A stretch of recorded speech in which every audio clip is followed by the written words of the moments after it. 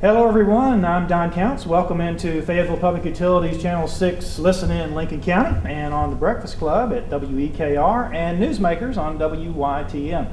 Today we're going to be talking with Mr. Larry Sheaks, and we're going to be talking about the Apollo program and the Apollo 13 program. That's one we really want to talk about, but there's a lot of things going on in your life, and welcome to Fayetteville. How long have you been here?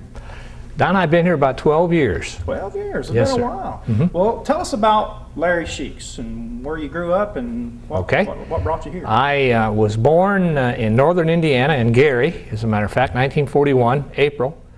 And I have three brothers. I'm the second oldest and born on a farm, actually in a hospital, but we lived on a farm. And my father was a musician and a part-time truck driver. And the boys and my mother kind of handled the farm operation, small farm, but I had aunts and uncles and grandfathers that had bigger farms that we helped out on. So started in the country in northern Indiana, went on through grammar school and high school there, graduated in 1959, and played a lot of basketball. Indiana's basketball country. And you were a pretty good basketball. I was fairly good, yeah. What were you? I was All-State in Indiana. We did not win the state championship. You know, Indiana did not have a class system then. Small schools played against large schools. So kind of like the Milan story back in 1957, we never got quite that far. But we did make the finals when I was a junior in '58. I got a scholarship to UCLA. It was a full scholarship to begin with, and it was an interesting era since it was 1960 that I went out there. That's the era of the dynasty of Johnny Wooden and the NCAA championships. And I played freshman ball only. I didn't think I was all that good. These guys that come from all over the country, Keith Erickson, Gail Goodrich, and that bunch, they were something else.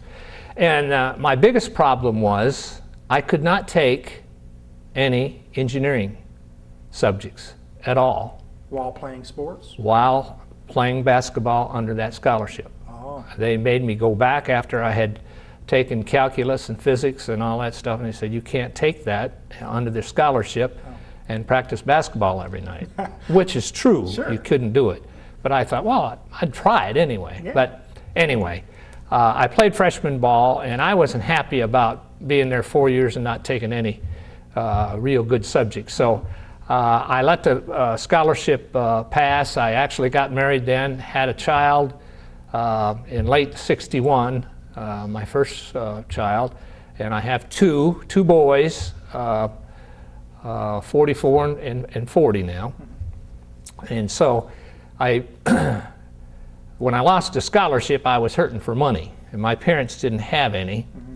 So I had to work my way through, and I became a aircraft mechanic, an A&P certified FAA. Did that on my own at a school called Northrop Institute of Technology. I did that while I was still taking studies at UCLA and a junior college. That gave me an opportunity to make some money and really get into the aviation field, which later became the space field that I so always desired. When I was a kid, my father used to take us up to Chicago, and they only had one airport there, Midway. And I used to just love to sit there and watch those Super G constellations and DC-4s and DC-6s come in and wonder why they flew and how they flew. And those people that flew them just was God to me. You know? Yeah. So anyway, I really got into aviation through the mechanical side of it, got my pilot's license right away, and provided a fairly good living to go through school, pay my tuition, although California didn't have much tuition then when you were a resident, but the books and stuff were pretty tough. So you were just studying engineering during that time and got through I had an engineering curriculum, I sure did. I got to take all those heavy subjects that I wanted. And yes, it required a lot of study time. It was tough. And especially with a family. Yeah, with a family, and I had to work. Yeah. But that's just the way it was. Yeah. And then before I graduated, I went to work for Garrett Air Research, who is a Los Angeles-based company. In fact, their headquarters was right at LA International Airport. Oh. I always lived in that area, even though I went to Westwood to UCLA.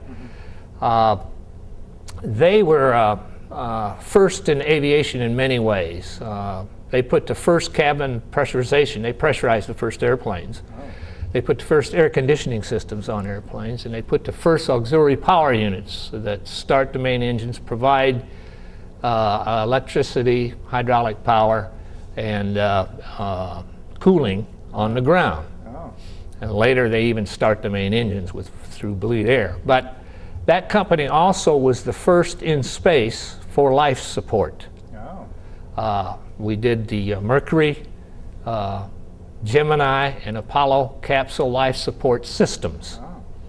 And when I came on board, Mercury was already flying. Gemini was about halfway through. I started with them in 1965.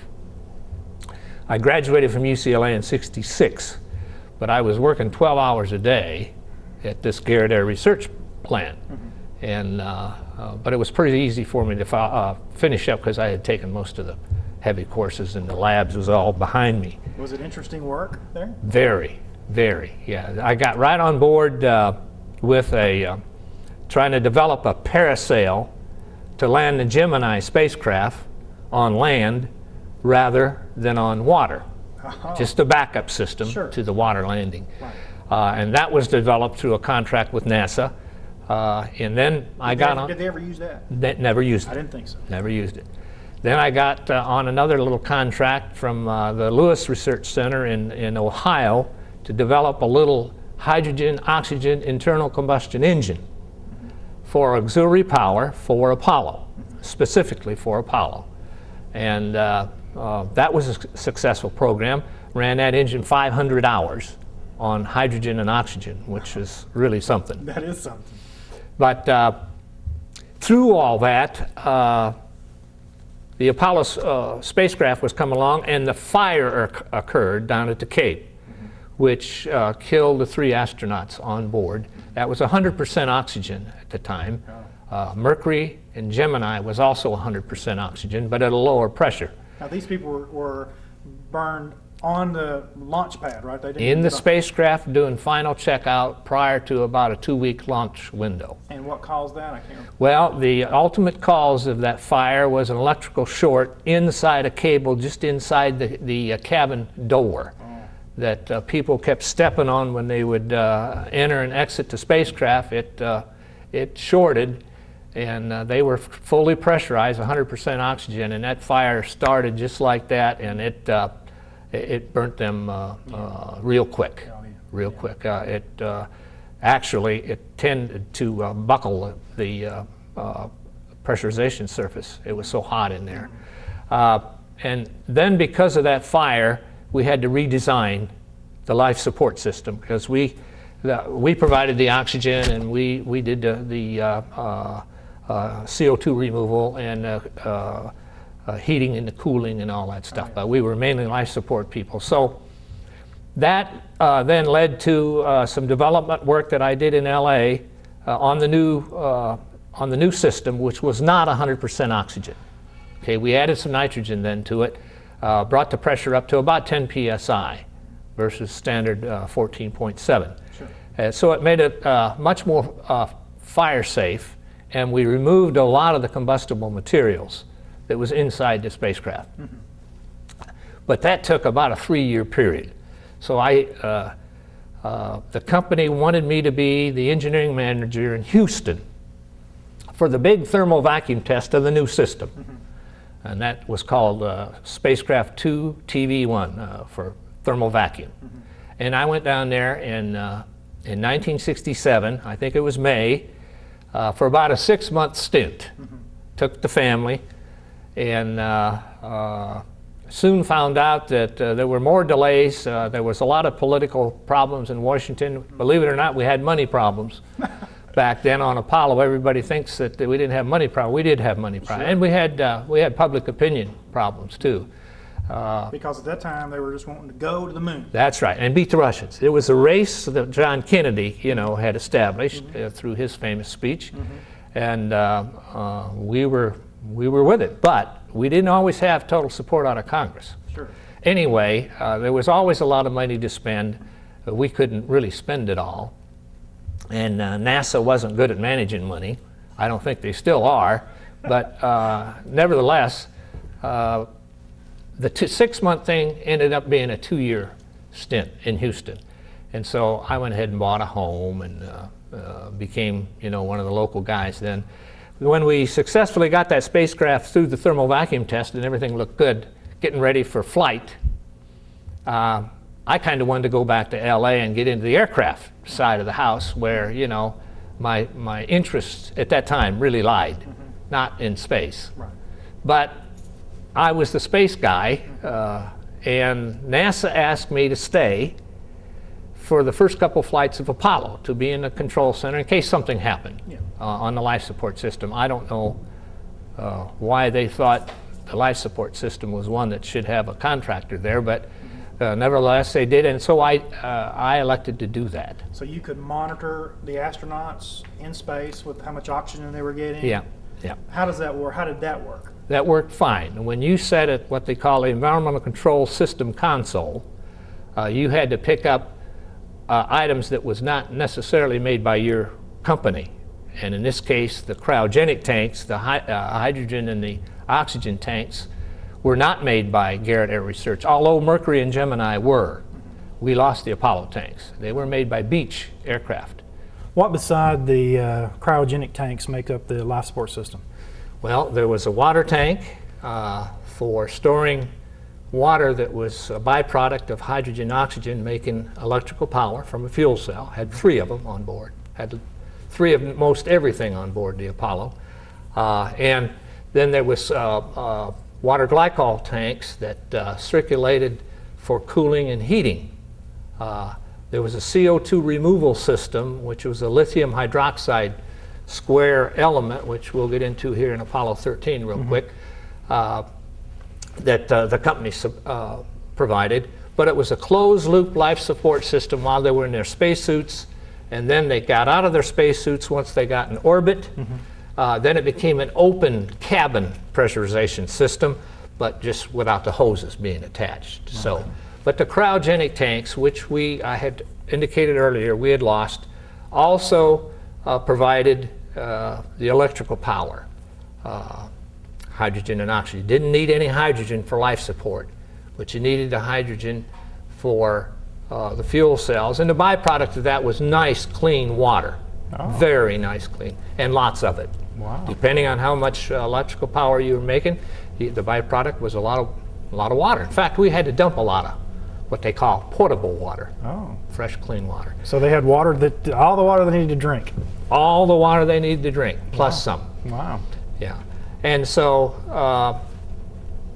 after the successful thermal vacuum test and my commitment to stay in Houston for a couple of the actual Apollo flights, the first flight with men on board, Wally Schirra's flight, Apollo 7, I got sick. I could not really be at the console, but I was in the back room monitoring things. But I was at the console then on Apollo 8, which was the first mission to the moon. We circled the moon on Christmas Day 1968, you may recall. And that was a long flight for us. We learned a lot of things. We were developing subsystems all along those early flights. Then Apollo 9 was a flight that took the LEM up with us in Earth orbit. They extracted the LEM out of its container and powered it up, and the two flew together in Earth orbit to see how all that worked, and we got a lot of good experience from that. And then Apollo 10 was another mission in Earth orbit that really checked out in detail the lunar excursion module. which led then to the Apollo 11 first lunar attempted flight, which was very successful. I was on the console when we landed on the moon. Did you really feel like you was going to make it to the moon? Yeah. You did? Yeah, You felt like you was going to make it? Yeah, we simulated so much, Don. I mean, we simulated all the time, all kinds of failures, but never catastrophic. You got to understand, it just never was anything like Apollo 13. Well, it's amazing to me that you got your astronauts going to get out of a perfectly good working spaceship into a little can to go to the moon. How did that work? I mean, was you part of that life support system as well? Yeah, I briefed all the astronauts on the life support system of the command module, which we made. Now that we didn't make the life support system in the little lunar module, that was made by another company. So. The Apollo 11 flight was you know, a real milestone for everybody, and of course we beat the Russians to the moon when we got them back. But they quarantined the astronauts. The doctors were far out then, as sometimes they are now. Yeah. They thought there was some microbiology problems on the moon, so they isolated in a special Airstream trailer for, I think, a week and a half after they got back. But I have a lot of pictures of that reunion with the flight controllers when they let them out of that trailer. We had a big party that night. I bet. Then, of course, Apollo 12 was a repeat of 11, only in a different area of the moon. Apollo 12 got struck by lightning on the launch pad. We lost all instrumentation for about 5 seconds, but I had a cohort that I actually reported through that was just quick on his feet. He had that AC bus switched to the second AC bus, and all the instrumentation came back on, and there was no problem. Wow. But it set some stages for weather parameters and launching Apollos. So did 12 go to the moon? 12 went to the moon. They went to the moon, so they went and twice. That was successful. Okay. Then came 13. Right. And 13 was a very normal mission, another place to land on the moon to explore. And after about the second day, where we had made the burn to go to the moon out of Earth orbit, so we were committed to go to you can't come back. Once you make that commitment, you have to go around the moon, get the swing by to get back to Earth. So that commitment was made. I think it was 40 some hours into the mission. It was a few days after my 29th birthday, actually, in 1970, in April, and we had just checked out the lunar module. The crew had been in there. They did a TV show like this, down to Earth, and I think it was getting kind of mundane for the Earth people to see these TV shows until the problem occurred. Then, of course, everybody was very interested. And what was the problem? The problem was we had flight plans, and one of my duties sitting in the Environmental Control System Council was to make sure the crew did all the proper procedures at this particular time prior to going to bed. We were putting them to bed after the successful TV show.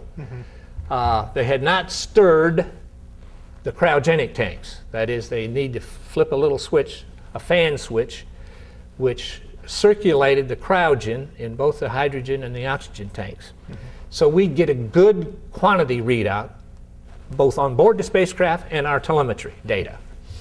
And I made that call just prior to them going dead with the intercom to the spacecraft. As soon as the astronaut hit oxygen tank 2 fan, there was an explosion. Of course, we didn't know what exploded. You just knew something did. Something happened because the data all went berserk. Then it settled down, but my oxygen quantities I could just sit there and watch them go down. You know, we had 10 more days of this flight. And so we're trying to figure out whether, is it an instrumentation problem? The fuel cells got affected immediately. They didn't want to produce electrical power, so we had to start powering down. My job was to think about, okay, how are we going to save these people and provide them oxygen? Because I calculated one time there was less than an hour of oxygen left in the tanks, the way it was leaking. And so everybody was pretty busy. I stayed on the console about 72 hours that time until we got them in the LEM. Had no idea that the LEM had the capability to provide life support for 3 people. It was made for 2. So all of them got in there? No, they had to. We had to totally power down the command module. Never, ever made to be powered down. It was a mothership. Did you have communications with them? Oh, yes. So you knew everything? But they were okay. You didn't talk much. We were saving milliamps of power because all we had was the LEM batteries. We had to save the command module batteries, what was left in them, and it wasn't a lot, for re-entry. And so that was a long tour on the console. The movie did a pretty good job in describing and showing what really went on. They had the meeting of the various contractors and the NASA people trying to figure out how to solve the high CO2 removal problem I was involved in. You recall, my company made the square lithium hydroxide elements to remove CO2. The company that made the lithium hydroxide element for the LEM, of course, made a round one. The 2 didn't fit. Oh. It was made for 2 people. Ours was made for 3. So we had to devise a way of taking duct tape that was on board the spacecraft, flight planning placards, plastic placards, making them into an oval, taping the hose, the suction hose, on the LEM environmental control system to pull air through there to remove the CO2 because it was getting very, very high. Very high. I'll never forget, after 72 hours, I left the Mission Control Center in Houston, and Jules Bergman, who was the science editor for ABC back then, caught me and knew who I was, and he asked me, what's the symptoms of dying with high CO2? You know, and it just floored me. I said, Jules, I have no idea. But we're going to solve the CO2. It's being solved now. It's coming down. But that's the kind of questions you get asked. I bet. I bet. But the work really began for us after that 72 hours. We had to simulate powering up various subsystems that we had to have. You simulate that on the ground? On the ground with other astronauts. Got all those procedures written and verified, which we had to funnel up to the crew prior to separation, and everything worked. We were so afraid. I mean, the command module was so cold after about 2 days that water was dripping off the switches and stuff, and I kept thinking, oh, you know, that's ideal for shorting. And then there was a problem. We didn't know if the explosion had affected the heat shield, which is tucked in right by that oxygen tank. Turns out it didn't, but we didn't know that. And that was for re-entry? That's for re-entry. Have to have the heat shield for re-entry. And so I'll tell you, a happy day was when we saw those 3 chutes deploy on TV and Apollo 13 splash down successfully. Oh, wow. There's a lot to talk about. Yeah, there is. It's what an experience. And I kept thinking, what in the world am I going to do with my career at this young age to ever challenge it after going to the moon and surviving the Apollo 13 problem? It turned out, of course, that the tanks, that particular tank had a problem that was missed at the Cape when they had filled it and tried to unfill it.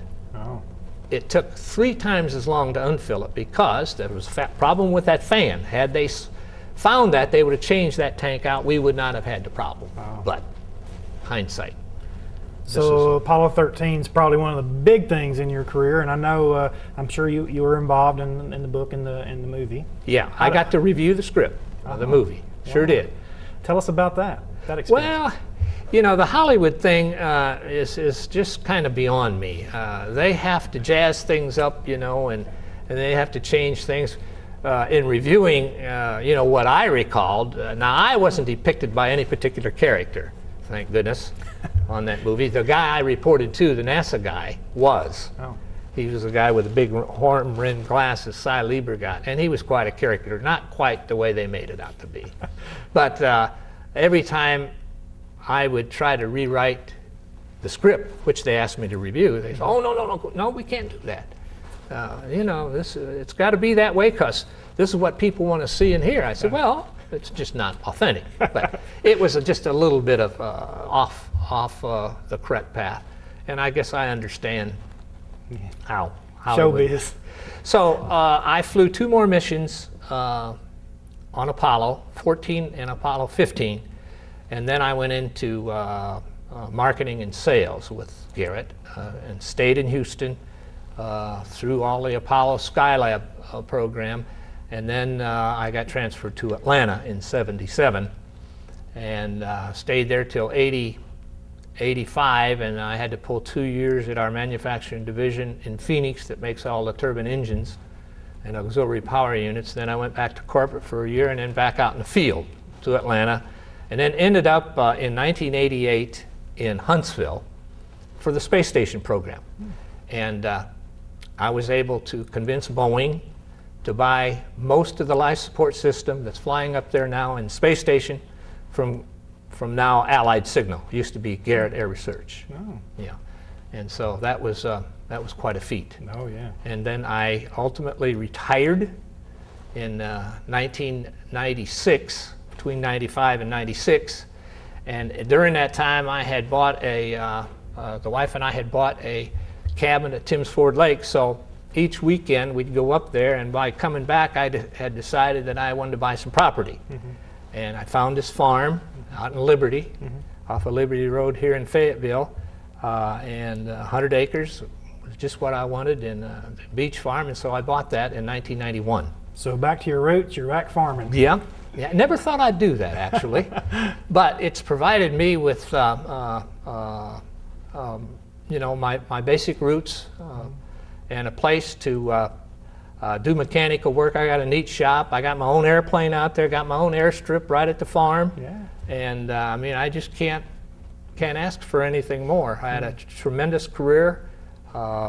Didn't get to play in airplanes as much as I wanted to when I worked, because I became one of the space guys for the company, period. Sure. And as I look back on that now, in fact, I was smart enough to look back later on that said, why fight this thing? You know, you're one of 5 guys in the company that knows about space. So it helped with the space station. Helped a lot. I'm sure over the years you've met a lot of people, and I'm sure you met some astronauts. Who's some of the people that stands out in your mind? I'll tell you, Werner von Braun in Huntsville was an absolute standout.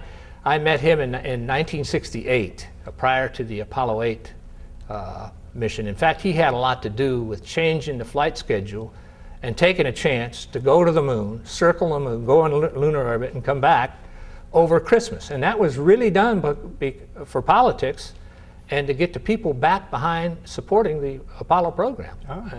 As I said earlier, people forget that it wasn't all roses for us in a blank checkbook. It was for a while, but then Congress and the Senate got a lot of pressure to make NASA accountable, which is tough to do. Yeah. What about astronauts? Did you?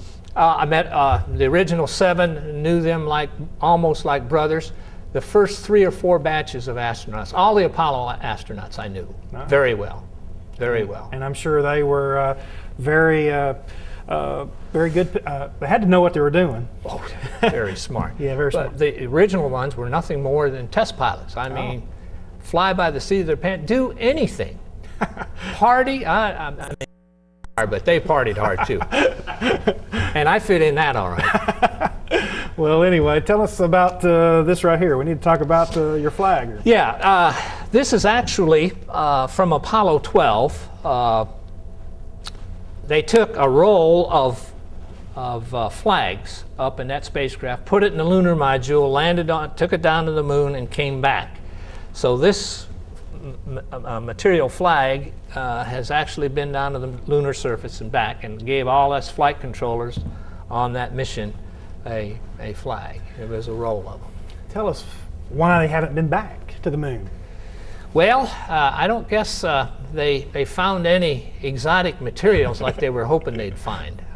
There's no reason to go back. There's no real good reason, other than it probably provides a good staging area for long mission flights, like to Mars and some of the other places. It would be a tremendous base for that. Wow. And stand away from coming back into the Earth's atmosphere. It takes a lot of energy to come back and then and leave this Earth's magnetic pull and atmosphere. So how do you feel about the space shuttle today? Well, the space shuttle's getting very old. Our company didn't do well on space shuttle for many reasons I won't go into it. But this is the first we've even mentioned space shuttle. We have very few. We did not provide the life support system on space shuttle, for instance. Yet we were the airplane people. Right. Anyway, I never liked the stack up of that great big tank and those two solid rocket boosters strapped beside it, and then the shuttle piggyback on. I always thought there was many other designs that looked to me to be safer. Right. But I really didn't get involved that much, Don, in space shuttle, and I'm kind of glad we as a company didn't, and me as a person didn't. It's been there's been some real problems, and I've lost a lot of people already. Right. It's getting old. Yeah. Well, during your time, what was probably looking back the most, I guess, the scariest that you were during all your time? Was it Apollo 13? 13, yeah. 13. Yeah. And the oxygen running out, and we still did not have the LEM up to speed to provide sufficient life support for 3 astronauts. That was scary. Wow, that's amazing. And this guy, my counterpart on the LEM, said right next to me, I knew him very well, but we never had to worry about that before. But he came through in flying colors. They had plenty of water, had huge water tanks, stored water. So that wasn't a problem. The CO2 was a problem. We got that fixed. And they were very cold. They didn't have much heat. But we got them back. So you worked around a lot of real professionals over there. Yeah. Chris Kraft was another one. Met President Nixon when he gave us the presidential citation. That was very interesting. And LBJ was always a figurehead in Houston. Of course, the center now is named after him. Used to be called the Manned Spacecraft Center, and now it's LBJ Center. And he was a character, a real character. That's all I'll say about Mr. Texas. We'll talk about that afterwards. Yeah. One other thing, the last thing that you just got through doing, you just went to Seattle. Let's talk about that. Yeah. Boeing sponsored a tribute, a 35th anniversary tribute gala to the Apollo 13 mission controllers. And I was one of those. We've already lost quite a few people through death and what have you after 35 years. We were all young then, but we're not so young now. They sponsored 40 of the flight controllers. I was one of 3 non-NASA people or non-government people who got to go out there. All expenses paid. Wow. And it was a first-class event. It was really to publicize, of course, Boeing. It was at their museum at Boeing Field. They raised money for space education, believe it or not. We're back to that, trying to convince the school systems to stay in there with kids that are interested in space activity. Sure. It's been dry. I guess it was something like a reunion for you. It very much so was. We get back to Houston about every 2 years, the flight controllers on Apollo, and it's not specific to Apollo 13. Right. It's just specific to Apollo. And Gene Kranz, who wrote the book Failure's Not an Option, was the guy who was flight director on my shift on Apollo 13, who probably did more to save that mission than any one particular person. He's a German. And he's very tough, crew cut. That's all he ever wears. And if you haven't read his book, I suggest you read it. He's one of the original Langley people from the Langley side of NASA and the aircraft side that came down to Houston that really put some teeth into doing things the right way. Right. Failure is not an option. Yeah, failure is not an option. All right. Well, Larry, it's been interesting. We could talk for 2 days. Yes, yes. But we appreciate you coming out and telling us about it, and we appreciate your career and all the things you've done, and we're proud you're a Lincoln Countyan now. Well, I'm proud to be a Lincoln Countyan. All right, thank you. Thank you. Well, we appreciate everybody listening on WEKR's Breakfast Club and on Newsmakers on WYTM, and we appreciate all the folks listening and watching here on Fayetteville Public Utilities Channel 6. And we'll see you back in here next time on Listening in Lincoln County.